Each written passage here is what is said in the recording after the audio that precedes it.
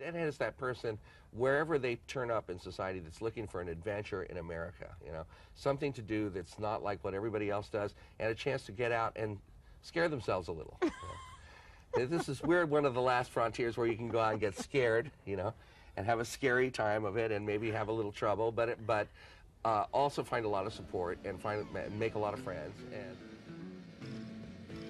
over 36,000 songs played, around 2,300 concerts performed in 298 cities all over the world, a countless number of lineup changes, 13 studio albums in a span of 30 years, a dedicated fan base of millions of Deadheads from all over the world, and one Jerry Garcia to lead the way, the Grateful Dead were one of America's most important and influential rock and roll bands. The Grateful Dead were an American band that formed in the San Francisco Bay Area in the early 1960s and performed until the untimely death of frontman and lead guitarist Jerry Garcia. The main songwriters of the band were Robert Hunter and Jerry Garcia, so having two gave more diversity to their songwriting. During their career, the Dead would go on to create a catalog with around 450 songs. Even though the Dead released 13 studio albums in a span of 30 years, they were not known for this and received little to no radio play.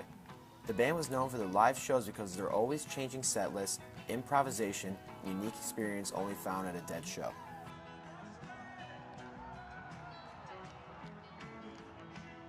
The Grateful Dead have created their own culture that is still carried on today by their cult following of Deadheads. These obsessed fans would travel to cities all over the globe to see the band play. Without this dedicated fan base, the Grateful Dead would never have been popular or had any success in the music field. You were either a Deadhead or you weren't. We're from Channel 6, What NBC do you think? What do you affiliate. think of all this?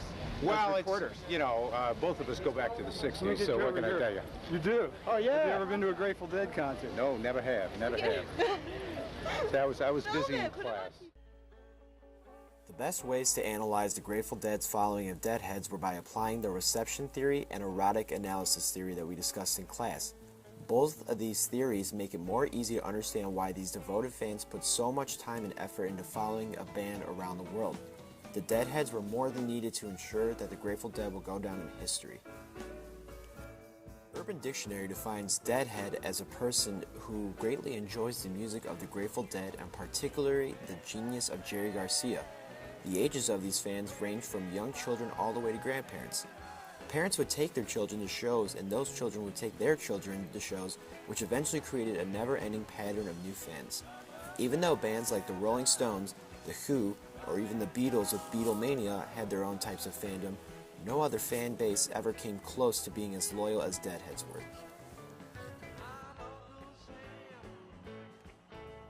Ever since the late 1960s, early 70s, these fans had created their own community and grew in numbers as the years passed. Fans would bring newcomers to a show and they would be hooked to the sights, sounds, and experience almost instantly. As the band got more popular and started to play in various locations, the band would notice regulars who attended nearly every show they performed. These regulars would befriend other regulars and discuss previous shows. They would talk about how the band was on fire last Saturday night in Chicago, or how Jerry did seem a little off on Thursday in Philadelphia. As the band started to become more popular and reach their peak in the early to mid-70s, the fan base was at an all-time high. The band was selling out shows all over the United States and even had a very successful tour in Europe that drew both fans from America and other countries to their concerts. What really added to the band's fandom was them allowing their concert goers to tape all of their performances. Instead of charging fans for soundboard quality shows or simply just stating taping is prohibited, the Dead allowed fans to record all of their shows and exchange tapes with other fans without getting in any legal trouble. The band even went as far as creating a taper section at each show to make fans feel more comfortable and to ensure a perfect audio recording. Jerry Garcia and the rest of the band were both thrilled and shocked to see their band go from performing in little pizza restaurants to headlining major festivals like Woodstock in 1969. Jerry believes the Deadhead following is like another community in the world of fandom. It has its own energy, and they carry on quite nicely even without us. So it's a sub-society of some kind. I don't want to call it a counterculture because that's not really what it is. It's really an expression of the kind of larger American picture, America as an interesting place. The The main reason for the fans returning show after show was the fact that in the history of their career, the band never played the same show twice. The band would always play 2 sets and an encore, which would sometimes be a cover from other popular artists during that time period, like Bob Dylan. Even with the amount of songs they had, the band would constantly change their shows up, which always left the fans wanting more.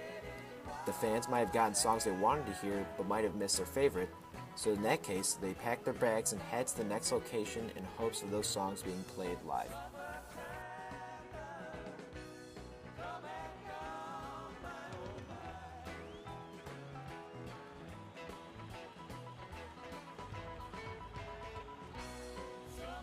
Not only were the shows the main attraction for Deadheads, but the big scene was actually in the parking lot. Even though on the outside these fans looked like major hippies, they were actually quite the businessmen. Vendors from all over the globe would come to these parking lots and set up shops and sell items like t-shirts, pins, tapestries, burritos, grilled cheese, and sometimes even drug paraphernalia. The way these fans were able to constantly stay on tour and pay for traveling costs were not because of their jobs with steady income, but selling various and sometimes illegal items in the parking lot.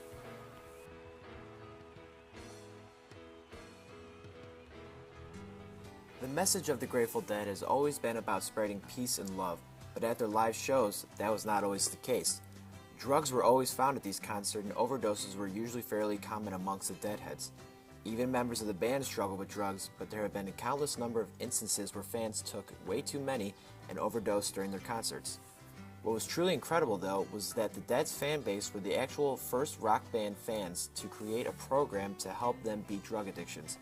During set breaks, these Deadheads, who were called Wharf Rats, met under a specific location with yellow balloons to share positive vibes with each other. At their concerts, the temptation to give in to peer pressure was everywhere, but these fans had created their own 12-step program to make sure they remained sober from show to show.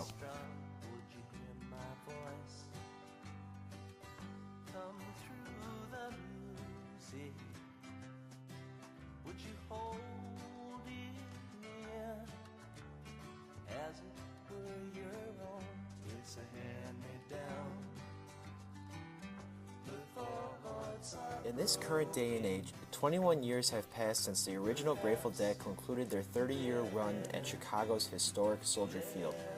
Even though the band is gone, but members who are still alive are touring with other bands, the Deadheads continue to live on.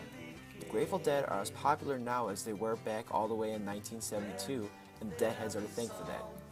Even after Jerry's passing, Deadheads were able to find other bands that played the Grateful Dead catalog like Further, The Other Ones, or Dead and Company.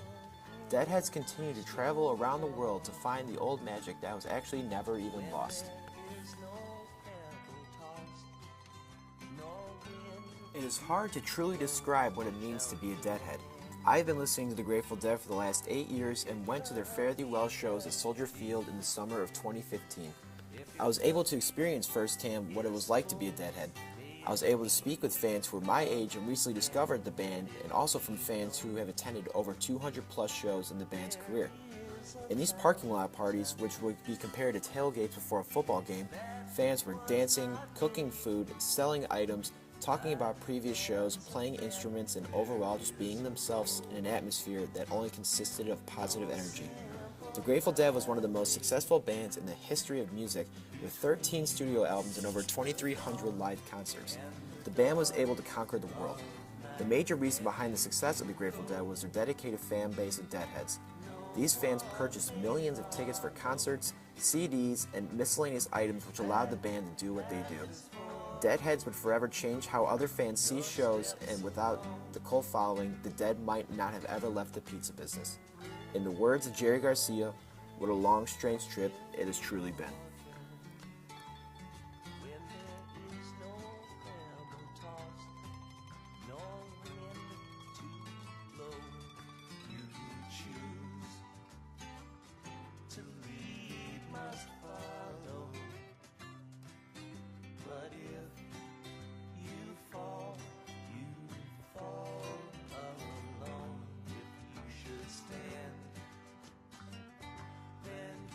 To guide you,